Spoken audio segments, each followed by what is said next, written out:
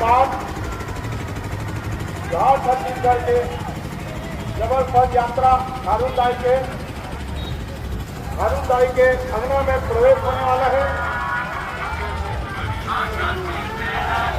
ये यात्रा 1 से 5 तारीख तक के सदन सोमनाथ से खारू नदी महादेव तक चली है और यात्रा हम कुछ देर में अब अंगना में प्रवेश होने वाला है।